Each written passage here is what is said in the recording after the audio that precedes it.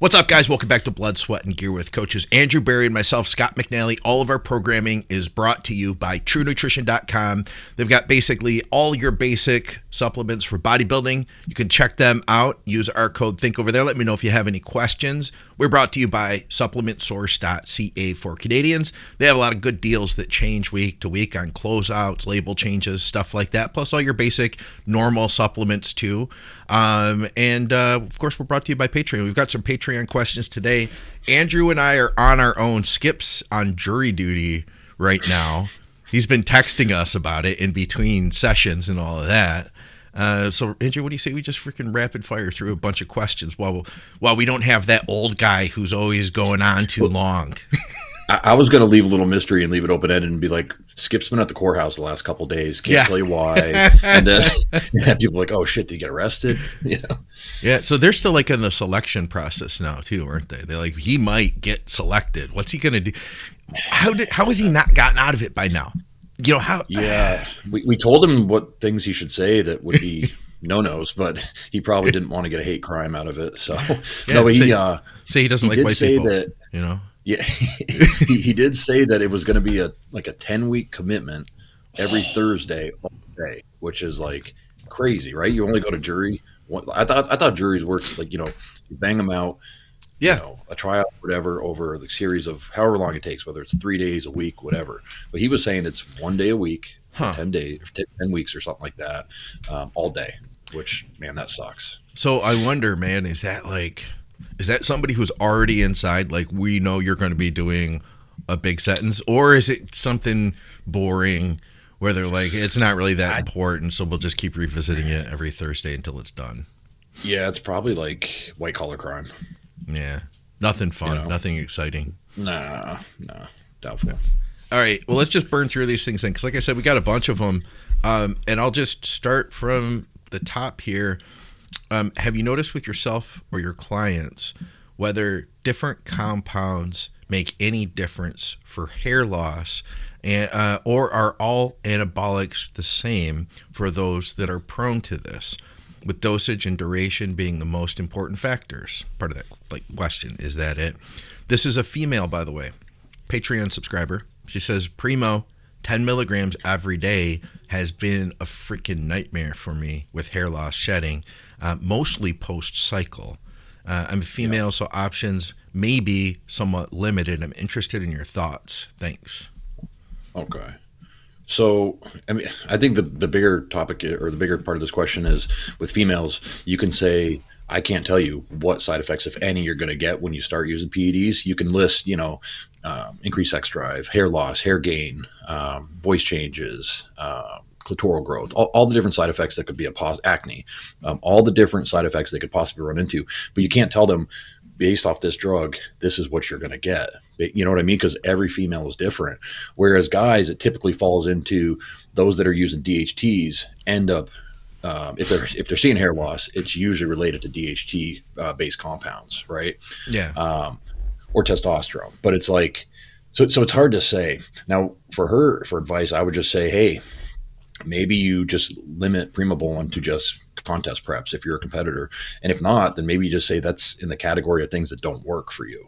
And try something else out, Like, I can tell you a quick story. We had a girl this year where we were going to use some Winstrol, and right off the bat, she started gaining like a half pound to a pound a day. And I know this is legitimately Winstrol because I've seen the Gyno on it, and I've used it with other clients. And she was bloating. She was, it made her look worse every single day. And she was already in contest shape. Yep. So we took a break from it, just said, okay, we're just going to stick with what we're using right now. And another source came up, and I saw the reports on that, and it was good. So I'm like, let's just try this other brand and see. 3-4 days of it, same exact side effects. So we just said, you know what, pull it. Winstrol for you is not going to be a compound we're ever going to use. Right. There's plenty of other things in the toolbook or toolkit that we could use, and Winstrol is just not one of them. So, and I think in this woman's case, she might just want to put Primobolan, or try using maybe 5 milligrams a day of Primobolan and see what it does. Yeah, I think there is an element of trial and error. The Winstrol story, man, dude. I remember vividly a case of having a good friend of mine who ended up becoming a client. She was working with, we'll call her a well-known woman who told her Anavar had to be fake. Now, I know where she got the Anavar from. I'm absolutely certain that it was good. I had seen my own female clients running this Anavar without issues, but she bloated on it. And this was 10 years ago. And the answer was, your Anavar has to be fake because Anavar does not cause bloating. I'm so glad that we are in a completely different world now than we were back then. I called her out on, like, at that time, like I said her name on the show. I don't want to anymore because I'm sure she knows much better now. You know what I mean? Sure. But you know, would you think that Anavar would bloat you? I mean, if you had no experience with gear, you'd imagine like Anavar. No, of course not. You know, it's a dry drug. 10, 15 years ago, if a girl was taking Anavar in a contest prep type phase and she started to bloat or put on weight, automatically your brain goes, oh, it's the D-ball, because that was a commonly counterfeited drug back then. They would throw D-ball or T-ball or something else into the mix and to make a quick dollar. Now, like, you know, I just don't see companies putting out, you know, gear that it's not supposed to be in that product. And I agree. I think we understand that everyone has individual reactions to these things, and we can't predict before someone uses it. We can't tell them exactly what sides they're going to get. But I think as coaches and as users of these things, we should be cognizant of that kind of stuff and just be able to accept everyone else can use Anavar. Maybe I can't use it because it just doesn't work for me. And that's just the way it is. Yeah. And I think for men, the same thing is true, right? Like there's going to be compounds that work better for us than others, but we don't necessarily have the same, like, the sides aren't going to be necessarily as detrimental if it doesn't work out for us. You know what I mean? Yeah. No general. male is like, oh, I got too masculinized from my gear. Yeah. You know what I'm saying? Maybe Gyno or something, but you know, we know about those things. We control those things, right? Yeah, but exactly. For males, it's more like, I would say it's more of a mental thing. Like I can't use X compound because I'm an asshole to everyone around me. And I just had a client, we had a conversation the other day. We know that he's not supposed to be using a particular compound, and so we've agreed that that's not going to happen. And so we were using something else that does work, and his buddy was like, "Oh no, this is the compound. This is what you're supposed to be taking," and got him some bottles of it. And he was kind of looking at it, and he's like, "Well, I'll give it away. It's tren, right?" Of and course. He had that dark amber look, right? Yeah. And he's like, all right, well, whatever. I'll just take my buddy's word for it. And within like 2 weeks, you know, him and his girlfriend are fighting like cat and dogs, and he's an asshole to people at work. And so he self-recognized that and called me. I was like, hey, this is what's happening. I got to take like a couple weeks off and repair some stuff in my life and not obviously use this compound. So yeah, I mean, it's just knowing what you can and can't use based off previous experiences, and keep a log, you know, like if you're on, say, tren, for instance, and you're finding that you're getting into arguments with people 10 times what you normally do, keep a log of that. Maybe take those notes and say, hey, this is definitely not a compound that I should be running ever. Yeah. And I'm seeing more and more people that are recognizing that today. I would say, like, comparing to a decade ago again, I would say the average user today is a lot more nuanced in their understanding of what compounds do, you know? Yeah.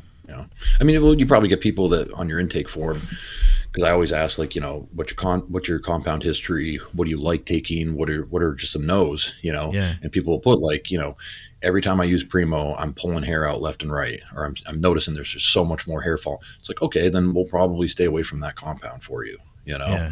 Yeah. There's so many tools we have in our toolbox that you don't have to be limited to X, Y, and Z to get the path, you know, to get from point A to point B. You can come up with many combinations that are going to work. That's the perspective we need, though. And I think that the other end, when we just focus on the drug, is I want this effect that this drug creates. This, you know, you have the label. Well, tren does this, this, and this. I want this, this, and this, so I must take tren. You know what I mean? Mm-hmm. Versus the drug's not the end game. The look is. Yeah, the look. I mean, and on that note, I mean, 10 or 15 years ago, I would have thought you have to run tren at the end of your cycle at the very least. You have to, no matter what, the last 4 weeks at the minimum, you got to run prep. Yeah. In prep, yeah, to get that crisp, hard, grainy, full look that you're looking for. And I had a buddy who's a good pro, and he kind of went against the grain because he just didn't like how he felt on it, and completely did not use tren. And he did a lot. He broke a lot of rules. I'll say rules in quotations with, Yeah. The amount of testosterone he was running, the lack of AIs and the lack of SERMs that he was using, and it produced his best look to a top 5 placing in a pro show. So That says a lot. Yeah, and it says a lot about his courage to kind of go against the grain and think for himself. Yeah. All right. So Phil's with us. He says, it's just a funny question. Pick one protein, one carb, and one fat, and one vegetable that you have to live off for the rest of your life. Cost is not an object. Maybe see if you can guess each other's, he says. So we're going to write them down? I mean, we're on a live show. Well, I'm going to guess yours. Okay. I'm going to say, man, I don't know. I'm stuck right now. I'm not going to go do a veggie, all right? I'm just going to do a protein and a carb, and that's it, all right? And I'm on the fence. If it was Dusty, I would say beef for sure, but I'm still going to say you'd like beef. That's correct. I got it.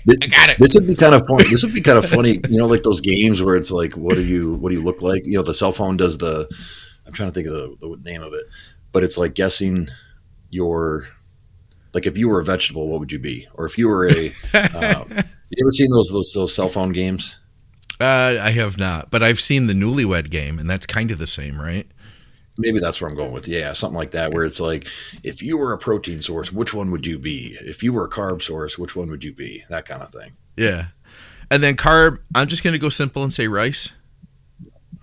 Yeah, okay. All right, guess mine. What about an added fat? Oh, man. Oh, that's going to be a tough one. You already have beef, so you could get some fats in there. Yeah, I don't know, if we man. had to add one. Oh, are you an almond butter guy? Are you there's a lot more options here. I mean, if it's like your favorite, is it a favorite?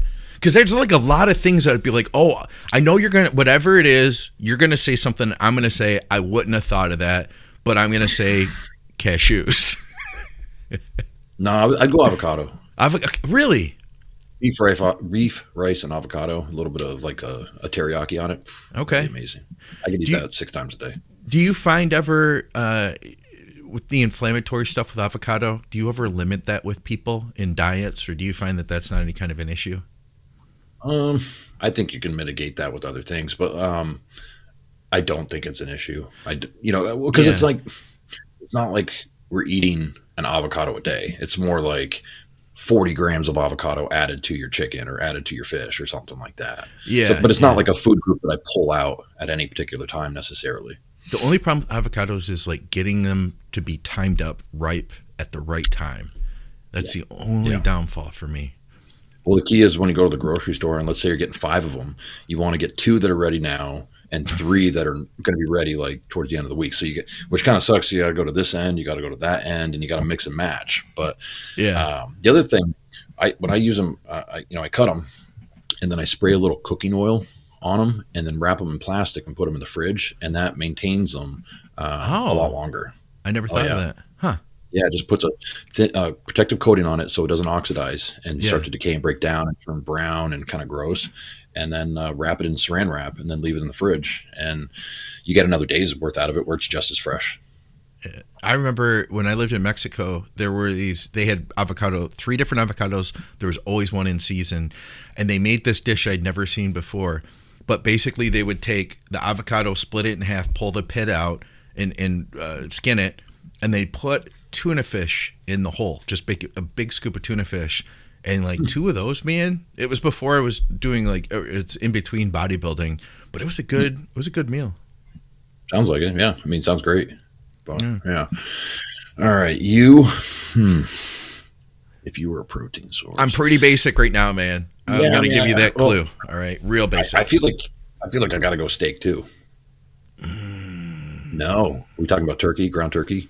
Chicken. Or chicken? I'm doing chicken. I mean, well, I've been off chicken, but I forgot that you can. Do you ever use a mallet to pound your chicken out? I know there's like 100 pound your meat jokes in there. It's a game changer though, man. I haven't had chicken in over a year at least. Okay. But because you just get burnt out on something for a while, and my roommate over here likes to burn it every time she cooks it. Oh no, but there's this device my dad gave me that they use in restaurants. I think of the name of it in a minute, but it's like this block with there's like a catch, and there's all these blades, and you pound it out. Yeah. That way. And all these like 80 blades come out when you push into it, and they break it up. And it's great when you're taking, say, like 6 or 8 chicken breasts, throw them in a big bag with some like soy sauce or whatever you want to season it with. Yeah. And like olive oil, thyme, that kind of stuff. And it really absorbs the flavor of it. The benefits of growing up with 2 chefs. I didn't know that. Yeah, my dad owned restaurants and stuff. Okay. But for carbs, I got to say, I got to think rice for you too. Yeah. I mean, it's you can't go wrong, right? It absorbs the flavor of the food you're eating. It digests well. For an added fat, I'm going to think almond butter, I think. I would go with that. I would prefer cashew butter if I had the choice. High class. Yeah, it's a kind of addictive too. I'm going to go back to that chicken thing, man. Chicken is, I mean, you were probably closer, like ground beef or ground turkey. I honestly, that's normally what I do. But right now that I'm on chicken, I am really on chicken, because when you hammer it out, like I'm flattening these breasts out and seasoning them as I go, pounding the seasoning in, then I slice it in strips, cook it in a pan, and then as it cooks, I can chop it up into little minced pieces. And you're like really motivated right now. It's so freaking tender, man. You're like really motivated right now. You can tell you're making your meals. You're making your meals taste good. You can hear the passion, right?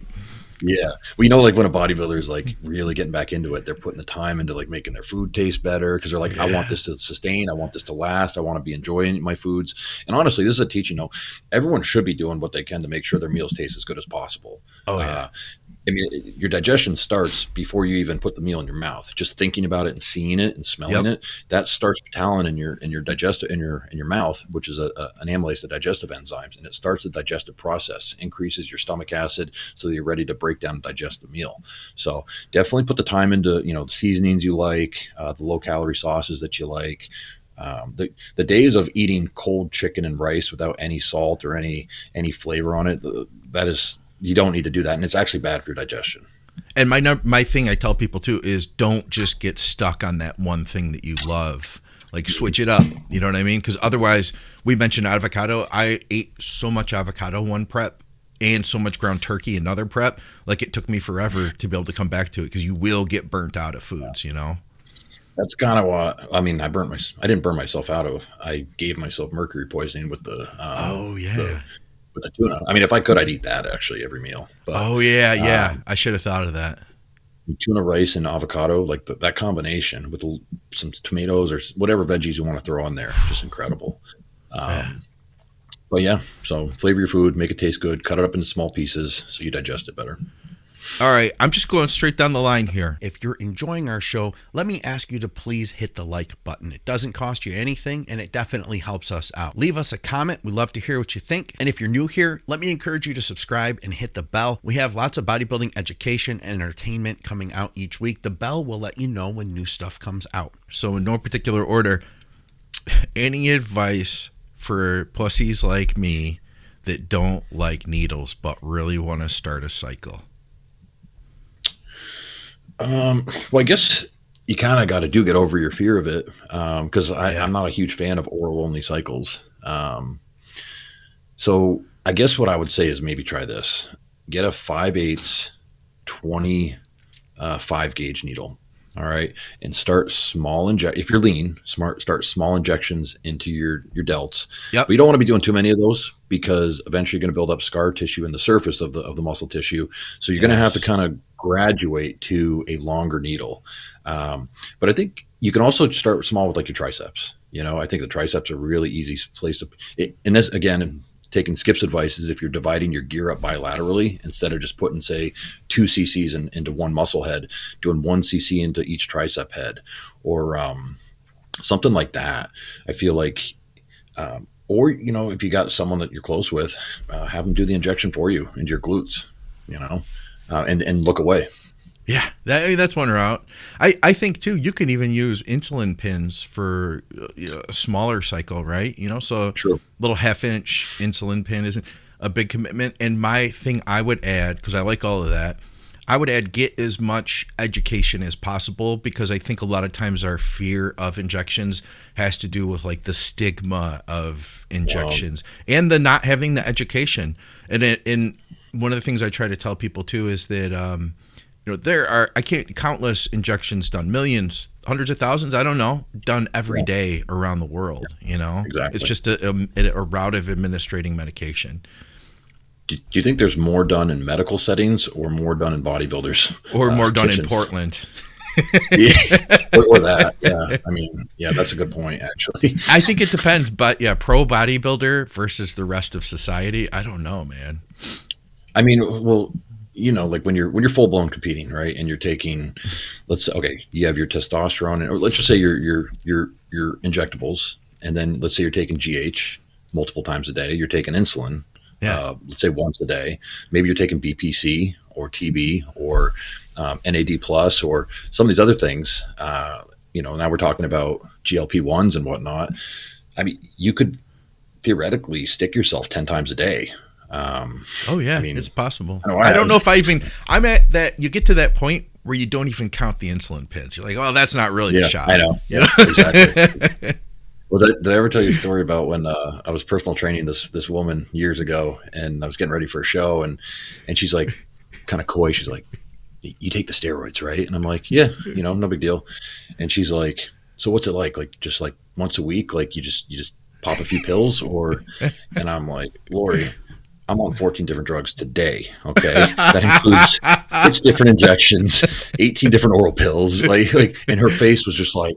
She's like, "But you're so healthy." And I'm like, "Yeah, I monitor my blood work. I do cardio. I'm taking my labs all the time. I'm taking my supplements." And I was like, "I'll tell you this, I'll match my blood work against anyone in this gym right now. And I guarantee I'm better." Yeah. And she's like, she knew I was like educated about this stuff. So she's like, "Okay, I can accept that." And I think it ruined, or it took down the stigma that she had in her mind. Right. Of like steroid users, and they just take one steroid and then they're aggressive and angry and upset. And you know what I mean? Yeah. So, all right. Okay, this was a fun one. What are your guys' thoughts on Mike Mentzer and Dorian Yates training philosophies? Who got it right? Well, I mean, both of them got it right. Because is there a right? I don't. They put on mass amounts of tissue. Both of them did, and they both were in their eras leaders in training, putting on muscle. And I don't really see much of a distinction between Dorian Yates' style of training and Mike Mentzer's style of training.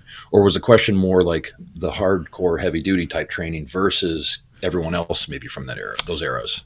Well, he said who got it right. So I think it's a versus is kind of my thought. Yeah. So Mike Mentzer's training changed too over time. And you get a split where you, online, I've seen, this is my read of modern, I guess, fans of bodybuilding. You get the people who are very supportive of Mike, and they recognize that he had mental health stuff and that he was, he really was the guy who kind of went against the grain, right? From Arnold. Pioneer. Pioneer. Thank you. That was the word I was looking for. He was the pioneer, and Dorian couldn't have built off of that and did what he did had it not been for Mike. But then you also get the people who are like, Mike was just a nut job addict, and they judge him off of his later training plans, because Mike did lose his mind, all right? And toward the end, some of his stuff was like, you only need to train a body part, once every few weeks or whatever, from what I hear.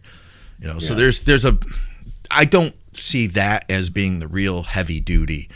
No, I'm taking both their training styles, let's say at their peak. Yeah. When they were very competitive as bodybuilders.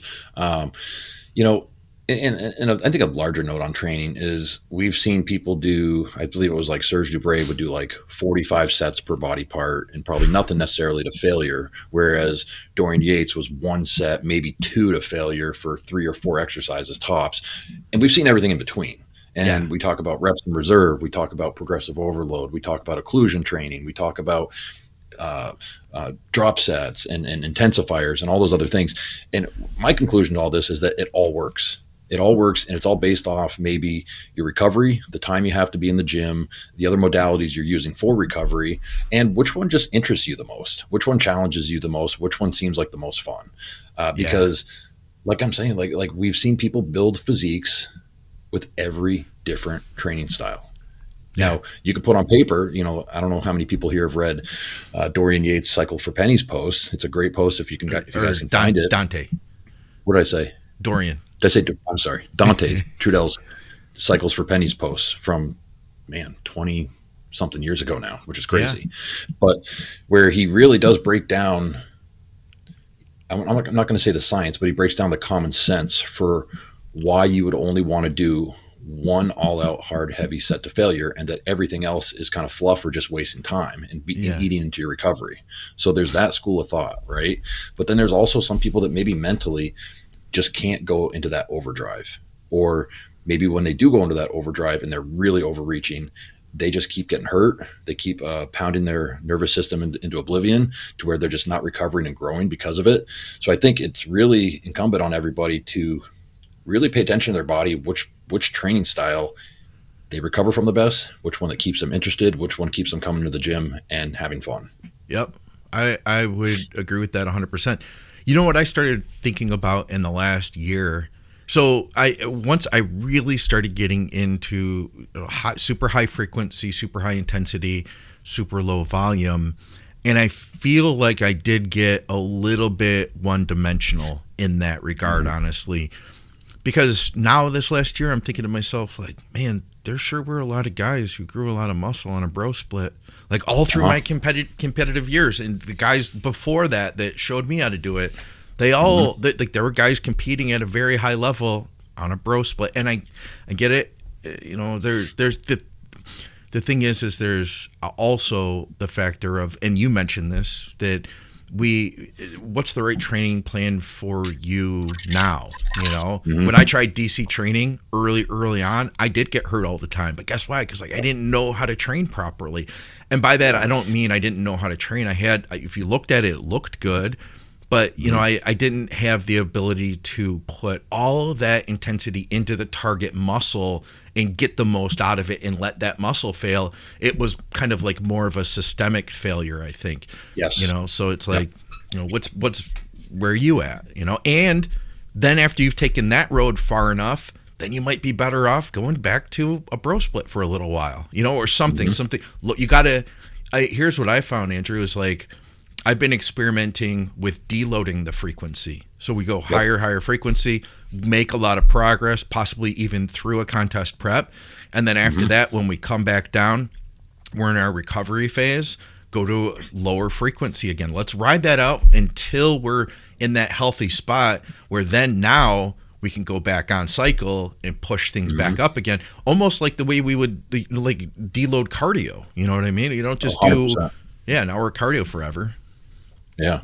Now, I think there's also a lot to be said about figuring out your body parts, like which ones respond to different types of training better. Like for me, my legs enjoy, or I should say I enjoy, and I feel better benefits from doing higher volume with legs. Whereas chest work, 3 exercises, 2 hard sets per exercise usually does it for me. And I'm able to progress, keep getting stronger. And that's kind of what I used to do in my competitive years was I would actually do overall, I do a lower volume approach, kind of like what you were just mentioning, a lower volume approach for most of the off season, and then increase the volume a little bit as I got into the contest phase. And it also helped with it from a fat loss and energy usage standpoint, right? Where maybe I limited the amount of cardio I had to do because I'm adding 6 extra sets per workout, that kind of thing. I just got a compliment. I appreciate that, man. We got a couple comments in here too. There was one about diet. Hey, any questions you guys have, throw them up here. What about this one? I mentioned it. Whoops, here it is.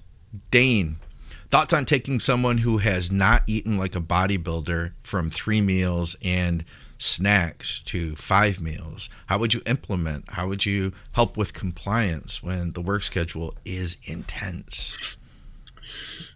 I mean, I have this talk a lot because everybody's work schedule is pretty intense. I mean, unless you work from home, which more and more people do now, but where there's a will, there's a way. Okay. And I'll tell you a quick story. When I was personal training, there'd be some days where I worked 10 hours straight and I still was able to get 4 meals in during that time, where I ate my breakfast before I went in. And then 2 hours later, I'd maybe steal 2 minutes from my last one client and then the next 2 minutes of the next client coming in. And as I'm running upstairs to use the bathroom, I was shoveling half my meal. Right. And then at the other hour, the next half hour or the next hour for the next client, I'd eat the other half of the meal. So sometimes your 6 meals a day turn into 9 to 10 smaller meals because the net end or the net goal is to get the food in, right? It's not necessarily to be perfect to this exact, time frame that you got to stick to, because we all have got important things like work and whatnot. But that's not also saying that you should then take your 6 meals and divide them into 2 massive meals. I think that's something that's not going to help you out from a digestive and a fat gain standpoint. But if you're already eating, it sounds like 3 meals a day and then a couple snacks, well, then start making those snacks into meals. I like that. Yeah. I mean, it's kind of the no-brainer. Just start thinking in your head, okay, this isn't just a snack. I'm not just eating a banana or a couple of rice cakes. I'm going to have, a protein drink and 3 rice cakes and a handful of almonds. Or I'm going to pack, another chicken breast with rice and avocado or something like that. Yeah. I think that you don't have to, here'd be my thought is like Andrew said, start turning those snacks into meals and try to just do better than you did yesterday. And if you could do that, it doesn't have to be all of a sudden now everything's perfect and everything's prepped and you've got all these meals in Tupperware. Maybe you've got 3 decently clean meals. If they're not clean, then maybe start by cleaning those meals up and then add a protein source into those couple snacks. And now you've got basically 5 meals, and then start, like Andrew said, start cleaning those snacks up, and it's like, before you know it, you've got 5 meals. No matter what, every step along that way, you will make progress. You don't have to be perfect out the gate to make progress, Yeah.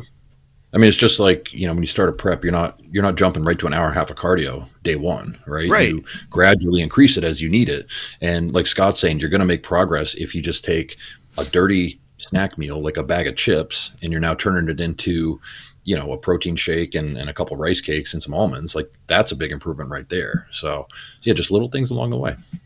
If you're in the market for protein powder, check out TrueNutrition.com. They literally have every protein powder under the sun. I go with their cold filtered whey isolate or their Team Skip blend. I prefer the chocolate peanut butter cup, but there's a few flavors that I like. Let me know if you have any questions about that. Victoria, my wife, she gets the pea protein isolate. It's rare to find a pea isolate. Most of them are concentrate, so the isolate is super low in carbs. Regardless of your diet, they will have a protein powder for you, and you get to flavor it how you want and buy it by however pounds you want. So check them out, TrueNutrition.com. They're the first company that ever supported our podcasting, so we support them. You can support us by shopping with True Nutrition and using our code THINK. All right, what about this one? Okay, can you go through your thoughts on cardio? All in 3 days, 3 hours, or break it up over the course of multiple days, 15 minutes per session for fat loss, cardiovascular health, etc. Does it even matter? And so on. Thanks, guys. So I think the exercise physiologist would tell you it doesn't matter. All right. Whereas the nutritionist and endocrinologist would say it absolutely does matter. And I'm in that second camp where, Me too. Yeah, I don't think a 15-minute cardio session, I think 15 minutes for one individual cardio session is too short. You're just kind of utilizing some circulating glucose at that point. Yeah. I also say, and I don't really care. I know a lot of experts say it doesn't matter. I do think fasted cardio is dominant and the preferred way to burn body fat quicker. I would agree with you. Maybe it's not for everyone, but I've found that Dusty has said the same thing. He's like, hey, it may not be everybody's thing. Maybe you don't need it, but he personally found it. So, if we're having multiple people, that starts telling me something, Yeah. And even, okay, let's just say it didn't matter from a calorie burning standpoint, which I do think it does, but let's say it didn't. Wouldn't it be nice to have something checked off so that it's just behind you? There's no chance to skip it or miss it for the rest of the day. You already got it out of the way. I think and maybe that's the most important factor is you got it Mm. done first when you're fresh. It's out of the way behind you. And now all you got to focus on is your training later on. I just think, and I also I like a fasted cardio, and I like a training ideally like 3 to 7 hours later, somewhere in that range. Yeah, I could see that. I wouldn't want to do fasted cardio, eat, and then train. Like that would not. In that case, I would just say, if you were a guy who trains after meal one, Andrew, would you just have him do the cardio after training then, or what would you do? Yeah. Yeah, me too. And let me tell you why, or let me tell you a scenario, because we also should mention that some people like they have to be at work at 4:00 in the morning, and fasted cardio might not be a thing for them because that means you got to get up at 2:30, right? And now you're really cutting into your sleep. Yeah. You're cutting into recovery. You're sleep deprived. You're not burning fat because of that now. So I had a client I just picked up, and her coach had her she had to do an hour cardio in the morning, and then he wanted her to eat in the locker room in like 5 minutes, and then immediately go out to the gym and start training. And she's like, I'm having stomach aches. I'm having horrible workouts. And I'm like, of course you are. You're sending multiple signals neurologically to your body. You're one part, it's rest and digest, that breakfast you just ate.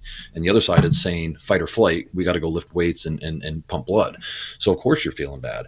I was like, we're going to get rid of the cardio completely. And let's focus on breakfast, a good hard training session. And I didn't even add her cardio back in.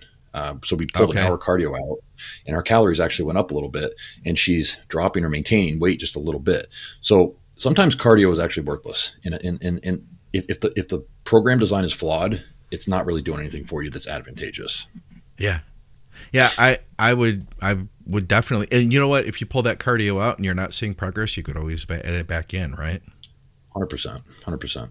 So his question, all at once, 3 days. I'd much rather have multiple windows through the week. I would prefer to have a fat burning window 6 or 7 days versus you're going to do all this energy 3 days a week and then be sedentary for the other 4. I would prefer to spread it. For the majority of people that I diet now, I look at days as either, fat loss days or refeed, rest, whatever you want to call it.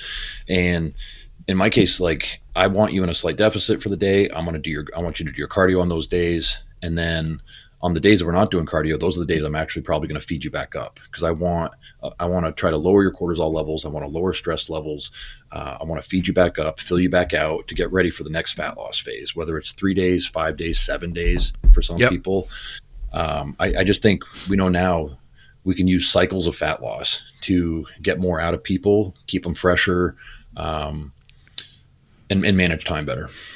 Yeah. So he said 3 hours of cardio. So if you did 3 hours of cardio total for the week, you could split that up into 30 minutes, 6 days a week. I would much rather see that than various little 15-minute blocks. That's steps, I agree with you 100%. All right. What else do we have here? And I saw some come up in the stream.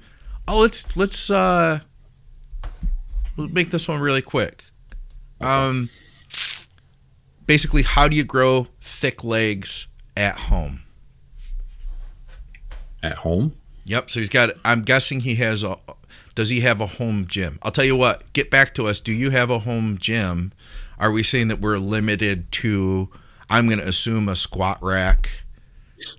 I mean, I remember when I only had a squat rack and the extension / curl that was connected to my bench from Weider. You know what I mean? You were squatting every week.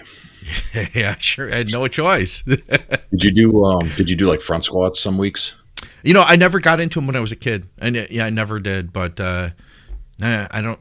No, I didn't. I just did back squats, and then used those. And I mean, you could do a lot of stuff though. And then I would do calf raises on the bottom step in our basement. That was a classic. What about like Bulgarians? Well, I was just going to say, Bulgarian single leg stuff for sure. Would you, with the squats though, would you do like one exercise would be like your basic, I'm going to move weight, like regular back squats, and then maybe do something like, what did we call them back in the day? Where, you're back. So I remember doing this with my, like 30 years ago with guys that were older. We did our main squat lift. Then we did like 3 or 4 other things. And then we came back to the squat rack and put our feet really close together, and elevated the heels, and did like, it was almost like a modified sissy squat / I think pigeon squat type thing. I didn't know that back then. Yeah. So, I mean, I had the benefit of having these guys that were already like, Mr. Vermont champions that were in their 30s when I was like 17, Oh, 18 or younger working out with them. So yeah. I think they just thought of everything just to try to beat me up. Yeah, I could see that. I had my dad's friends, and and then I told the neighborhood kids that came over to work out with me. I was like teaching them, and nobody ever taught me about the front squat back then. Nobody taught me about that, like that sissy squat movement. But Yep. we would basically I'm trying to think back because it might be a minute now, but I had the hamstring curl, the extension, so I'd do those two things, squats, Hmm. lunges, just like traditional Yep. lunges with the barbell, and the calf raises off of the step, Yep. holding plates or holding dumbbells, something like that. Something for weight. Yeah. Yeah. I mean, what's coming back is lunges. I feel like I'm seeing everyone do lunges again. Really? Yeah. I mean, I do them almost every workout, and I'm seeing a lot of people at our gym They're constantly tough, doing different man. types of lunges. Yeah. I mean, they're I hate to use the word finisher, but they're like a great finisher when, Yeah. you don't want to stabilize anything anymore. You don't have the core back strength anymore because you're so fatigued. But yeah, I think they're a great exercise. All right. What else do we have here? Well, I got a training question or a training thing that Yeah, maybe, I don't know if you've been getting questions, but um, the upper lower split or the full body split is really coming back it is. lately. And I've got some friends that are doing it, and I'm keen to see their progress, But I think it's like one exercise typically per body part, one maybe two hard working sets, and then the day off afterwards every single time. I'll send you the latest video I did with Kuba. I'll send you the timestamp where he Okay. talks about upper lower. Tanya Okay. Miller is with us. He suggested upper lower to her. And he had an interesting take on it. He said in a lot of cases, so he does push pull legs or a modified version of, and he Sure. feels like the upper lower, he said that if he didn't have as much tissue as he does now, that Hmm. he would be in favor of it more. And the way that he'll put it together, and I'm going to bastardize this, I'm not even going to try to like Sure. fully explain it, but you might find that one upper day might only have like some isolation work for chest. Yeah. You know Hmm. what I mean? And then the Hmm. other upper day might only have some isolation stuff for back. So the other, you're maybe doing isolation chest, heavy back, and Sure. then, easier back with, brutal chest. I like it, and it makes a lot of sense because you're cycling intensity with the different body parts. I mean, Mm. it makes a lot of sense, honestly. I mean, I'm not saying I'm going to change what I'm doing right now, but it's definitely piquing my interest. Yeah, I found so after I'd gotten sick, when I first started coming back, I found upper lower worked good for me because it didn't allow me to go so deep into one body part. I wasn't able Yep. to train hard at that time. So I Yeah. could train like legs and be fresh then to train everything upper body the next day. And a lot of Yep. times I would do 1, 2 off, 1, 2 off. Hmm. And I have helped a couple people put together upper lowers, but now I have one more guy that we're going to dive into that. Hmm. But yeah, I'll send you that. It very Yeah, I'll listen to well it. thought out. It was Jordan Peters really started promoting upper lower again. I think that's what's made it popular. Yeah. That guy grows from anything, though, so don't take his word for it. Yeah, God. All right, what about this one? I'm on 250 test sip, 90 tren ace every week. Right nipple has started to develop gyno. What do I do? I've run much higher doses of test, highest being 600 milligrams, 200 tren E before, never encountered this issue. I used 100 milligrams of tren E and was fine until I switched to tren ace at 90 milligrams. Okay. Is he taking these injections just like on like a Sunday, like 250 mgs a test? And no, that's what 90 I'm tren. serious question. Yeah. I You know what I'm wonder. saying? Or is he spacing it out every other day? Because that would be a question. Because are you seeing a rise in the hormones and then a complete depletion of the hormones by 7 days later, Yeah. and estrogen's becoming an issue? I mean, the simple answer here is get it figured out in the labs, dude. And I will say this: make sure you get the expensive E2 test, the Ultra ECL. sensitive. Yeah, yep. Because otherwise, if you just get the cheap one, the MS one, it'll some of your tren will show as estrogen. Great So point. it'll give you false results, and that might influence your decision making. But yeah, I would get E2, I would get progesterone, I would get prolactin, I would get testosterone and free test, and SHBG. So basically a male hormone panel, and that should yield some information there. If it doesn't, man, I don't know. Yeah, That's the issue. I'd start there, and Yeah. I would also pull the Tren Ace right away, right now. You know what I mean? Yeah. I like emergency plan. I feel like too often guys are like, well, I don't want to come off the cycle. I would back off the gear for a moment. Yeah. I don't, and Yeah. I mean, I know it's not much test, but would I would get labs first before I did anything, but I would probably pop in a Arimidex just to see if that did anything to help. Yeah, I would get the labs done like tomorrow first, and then take the Arimidex exactly. afterwards. Yeah, Just so like it's not going to skew the results, because exactly. you want to know why. So when you do this again, what you need to change and what you need to do differently. So yeah, I would get the labs, and then like you said, I would add some Aromasin or Arimidex to drop your E2. Yeah, that's where I would start. The other thing is, you said he was using Tren E and now using Tren Ace, right? Yeah. Is that what he said? Yeah. I wonder if you're going to go you might have triggered a Go thought ahead. for me. Were you going to say finish that your you thought. already had the buildup of Tren E and now you're dumping fast acting Tren Ace on top of it? Well, not necessarily, but that's a good point. My first steroid cycle was Trenbolone, okay? Because I couldn't get, I just learned how to make it, and Tren that's what I was only. taking. Yeah. Tren only, okay? And then I added some D-balls in. It was the most, you guys got to think, anyone judging this cycle right now would be like, what a fucking moron. This guy coaches people. But you got to understand, I was 17, 18 years old. It was 2000, 2001. There just wasn't the availability of the compounds that we have today. Like, people don't understand. Today it's like Amazon Prime. You order something from someone, you pay them with your credit card sometimes, and you get the drugs in the mail like 4 days later. That was not what it was like 20-something years ago. You had to plan your whole cycle, everything, and order it all in wait 3 months or 4 months, not know whether it's going to show up or not, and then one day randomly it magically appears, or like you forgot about it. Yeah. You forgot about it at that point. Yeah. And you're like, well, I guess I'm not even bodybuilding anymore, right? Yeah. And then it comes, you're like, oh shit, I could do it. I could be a bodybuilder. But, but my point was saying that was I started getting some major lactation issues from my first cycle. And it wasn't like I was using a lot. I was using 90 milligrams of Tren per week. So you don't want to talk about complete shutdown of your HPTA, just throw some 90 milligrams of Tren and no test base at all. And then I think I bumped it up to like 180. So I was doing one shot, and then eventually I ended up doing 2 shots per week. And I was noticing like I could squeeze and shit would pop out. Okay. Yeah. And I know a lot of guys probably, if they did it, they're like, oh crap, what is that? But, and so my prolactin levels were through the roof.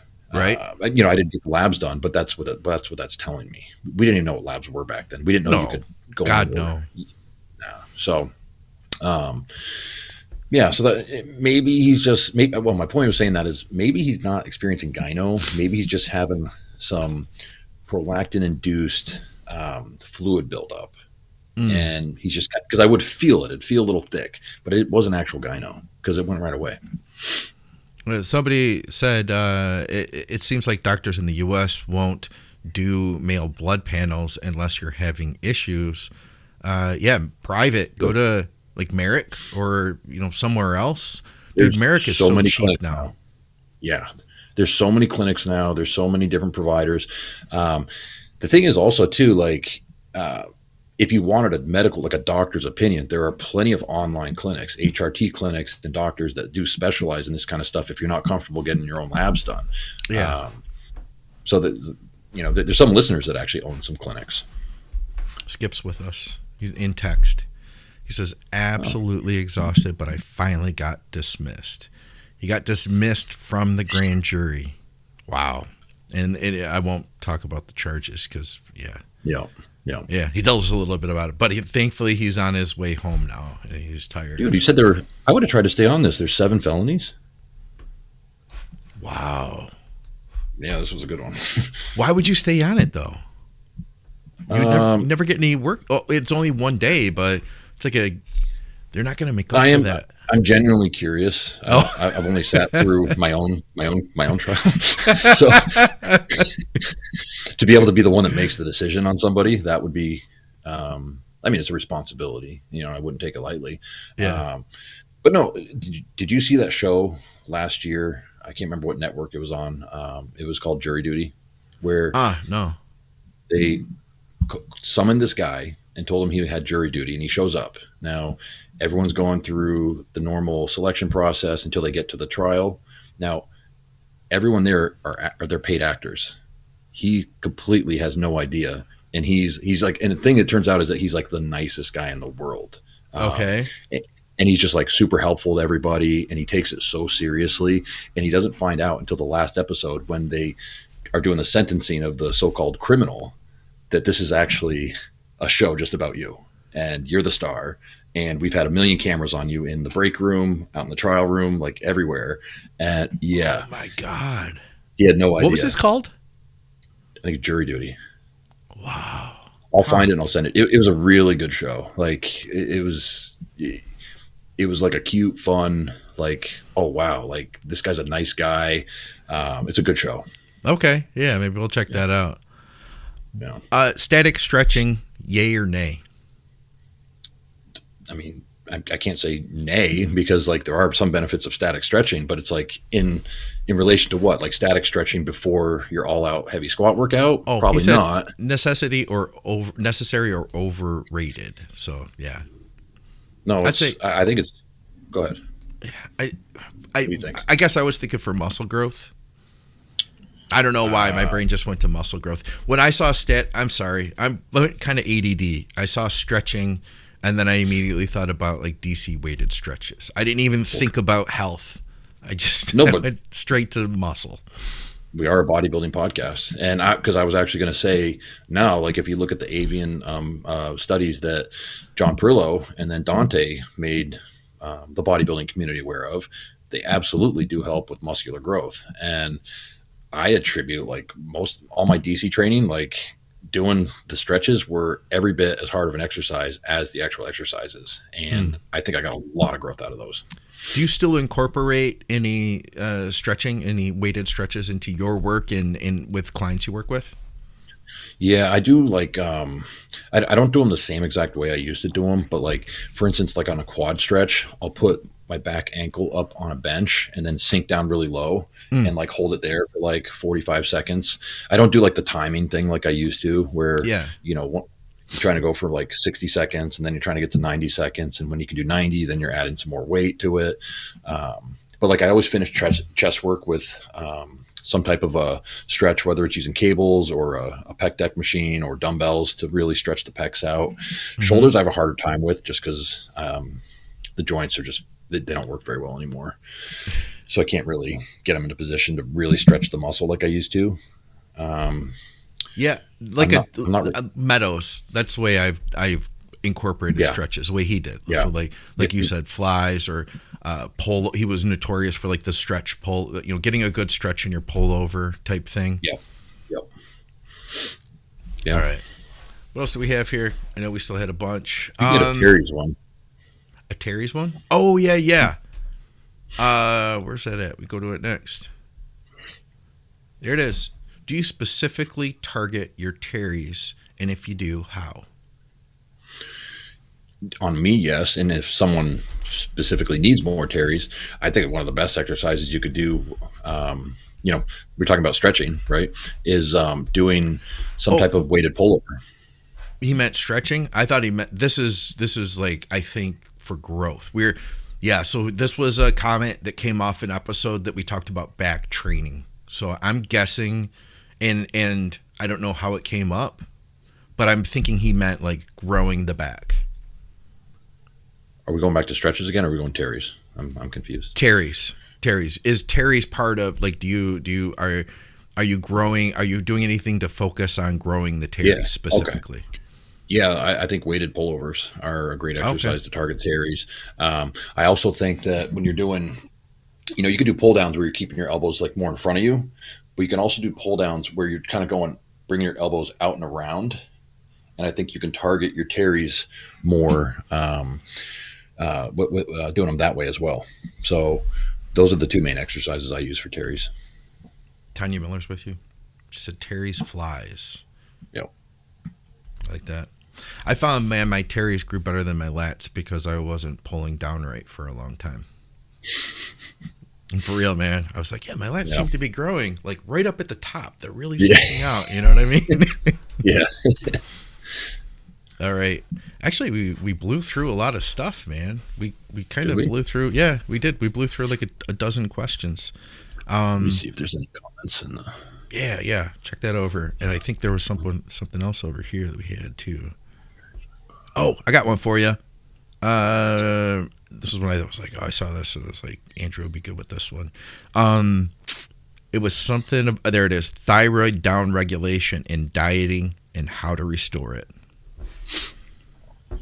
So, I mean, any like well thought out diet should be taking this into account, because you can't just keep on pulling and pushing because you're just continuously down regulating your thyroid activity. Now, you could just say, yeah, I'm going to do that, and I'm going to continue adding and upping the dose of my T4, T3 that I'm taking, right? But we don't want to get into these issues where you're taking, 100, 150, 200 mics of T3 or 400 mics of T4. It has been done, but we just want to stay away from that for overall general health. But yeah, I mean, so you should be planning. And this is what I was saying earlier in the podcast about, looking at your diet as like fat loss and then refilling, and constantly just doing these cycles of it. So, we might have someone set up early on in a diet where they're going 3 low days and they're doing cardio. And then on that 4th day, we're pulling the cardio and we're adding, let's say 125% to their calories, or I should say an extra 25 to maybe 50% to their calories, usually in the form of carbohydrates, because carbohydrates in research are shown to have the largest effect on leptin levels versus mixed meals, carbs, proteins, fats. And I'm not saying that's necessarily a rule, because other coaches might do more of a mixed meal. They might use something like a cheat meal or, a free meal, whatever you want to call it. I typically stick with carbohydrates because they're a very easy variable to monitor in terms of, if I tell you to have an extra 200 grams of carbs today, okay, you're going to have X amount of rice, you're going to add X amount of fruit. It's very easy to monitor. You're not guessing about all these extra fats and what exactly did they eat? Did they have a burger from Five Guys? Did they have a burger from McDonald's? You're not playing that game. You gave them a carb total. They're adding to those carbohydrates. And so then you can see on the next fat loss phase, are they continuing to drop? Do we need to add an extra day into the fat loss cycle? Do we need to pull back on the refeed? Do we need to add to the refeed? So it does open up more questions, but yeah, that's how you can limit or slow down the down regulation of thyroid. And you feel it too, like you definitely have. There's a difference when you've lit that on fire again. Yeah.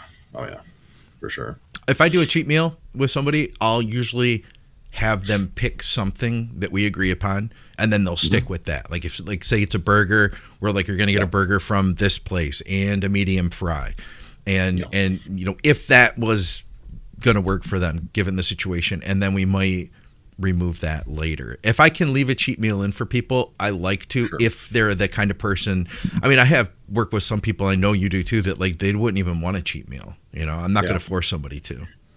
Yeah, I mean, this is weird, but like even in the off season, or I should say my life now, maybe 8 or 9 free meals a year. Deviating from my 6 same meals that I eat. I'm not even kidding. Like Christmas didn't have a single thing because we didn't do anything for Christmas. We just stuck around here. Thanksgiving, same thing. We didn't travel. I'm not a food guy anymore. It just doesn't interest me. Usually when we get invited out to eat, that's when we'll have something. And usually even then it's like steak and potato, But another reason for that is like, I really like my digestion. I put 100% of my comfort into digestion, and I don't ever want to have poor digestion. So, but I did like what you said about standardizing the free meal. Like if you've negotiated or you've come up with a plan of burger and fries, or burger and fries and a piece of cheesecake, or whatever it might be. That's their set free meal. So then you have a variable that you can track and then possibly change if you need to. So I think that's, you're not playing a guessing game constantly. Right. Yeah. And I've even done it with sushi where we're like, okay, you can get 2 rolls, now we need to reduce it. You can still get this, or, whatever it is. Yep. And I like, depending on the individual, some people, man, like when you're really revving, the fats from a burger and fries can be helpful to even, I'd almost say in the opposite, man, like let's slow things down a little bit, load you up and slow you down, fill you out versus I find like if you really want to rev someone up with a cheat meal like sushi, and I'm not talking bury somebody with it, but just enough sushi, man, you can get them smoking. You know what I mean? I mean, you're doing it right towards the end of prep when they're like, dude, I'm starving again the next day. Like they're more hungry than they were before they did the refeed. Let me ask you this. Yeah. So what's the signs of a good cheat meal the next, like what are you looking for the next day? Yeah. So physically you're looking for them to be, you're looking for them to be filled out, like muscle tissues come back to life. They don't look like, because when someone's dieting, their weight is going down or staying the same. They're not putting on fat, even though some days they might look worse because the muscle's not pressing against the skin. It's not full. Whereas you give them a free meal or a refeed of some sort, now the glycogen levels are full. Their intercellular fat levels are fuller. Muscles pressing against the skin. You're almost like, oh man, you look, like you lost like 6 pounds in 4 days. You're dry, you're hard, you're big. But then from a physical standpoint, a lot of times you get, I feel like I'm running hot today. Like I'm sweating through my clothes. And they can feel like I'm really hungry for my next meal. That when you hear those things, you're like, okay, we're on the right path. You're going to be at a new low in 2 or 3 days now. And we're going to be doing this probably more frequently than we have been. Yeah, as a coach, it's a really good day when you hear back from your person and they say that. You know what I mean? Yeah. I mean, I love it when we've done things so right that we do the free meal and they wake up the next morning, they're down like 2 pounds. And you're like, oh, shit. Oh, yeah. And now the decision making is, do we do another one today? And no one can tell you exactly what to do, right? Because you might make one decision, and if that worked that week, you're going to keep doing it again, or variations of it again. If it didn't work as well as you wanted, you might say, you know what, let's do 2 free days, or not free days, but like I might do like a free meal one day and then the next day a carb total increase, because we're seeing those situations where they're lighter the next day. And then we do like a 3 or 4 day fat loss phase and start the process over again. But there's a million different ways you can cut it. There's no prep coach, me or Scott, can say this is the formula of how you're going to get lean. That's where the coaching comes in, with monitoring the athletes you're working with and knowing what their body's doing. So I've got one more thing. And this is just something I want to run by you, something I've been thinking on my own, and I'm curious to get your thoughts on it. I mentioned it to Victoria the other night. So years ago with insulin, everybody would always say you want to really stay away from dietary fats because you don't want them to get stored as fat if you're using insulin. And then more modern days, people have said, well, that's hogwash. You're not storing dietary fats.